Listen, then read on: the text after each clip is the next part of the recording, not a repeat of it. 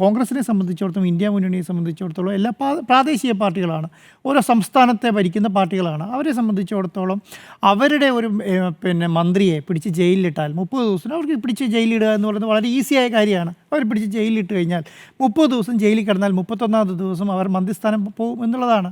ഒരു പാർട്ടി അസ്ഥിരപ്പെടുത്താൻ ഇത് കൂടുതലൊന്നും വേണമെന്നില്ല. കാരണം അത് നമ്മൾ കെജ്രിവാളിൻ്റെ കാര്യത്തിൽ കണ്ടതാണ്, ഹേമന്ത് സോറൻ്റെ കാര്യത്തിൽ കണ്ടതാണ്, പല നേതാക്കന്മാരുടെ കാര്യത്തിൽ നമ്മൾ കണ്ടത്. ആ പാർട്ടി ഇല്ലാതെ ആ നേതാവും ഇല്ലാതായി പോവുകയാണ്.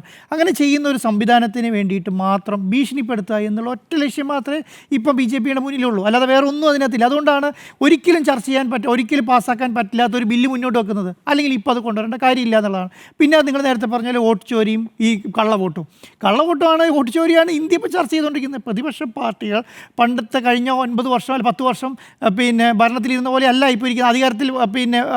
അധികാരത്തിനെതിരെ ശബ്ദിച്ചതുപോലെ അല്ല ഇപ്പോൾ ശബ്ദിച്ചുകൊണ്ടിരിക്കുന്നത്. പ്രതിപക്ഷ പാർട്ടികൾ വളരെ ശക്തമായ രീതിയിൽ ഭരണത്തിനെതിരെ ശബ്ദിച്ചുകൊണ്ടിരിക്കുകയാണ്, BJPക്കെതിരെ ശബ്ദിച്ചുകൊണ്ടിരിക്കുകയാണ്. കാരണം ഒരു രാഷ്ട്രീയ പാർട്ടി 3ാം ടേമിൽ വന്ന് ഭരണം തുടരുന്ന ആദ്യത്തെ വർഷം തന്നെ വളരെ ശക്തമായ രീതിയിൽ പ്രതിപക്ഷത്തിൻ്റെ പ്രഹരമേൽക്കുകയാണ്. അങ്ങനെയില്ല.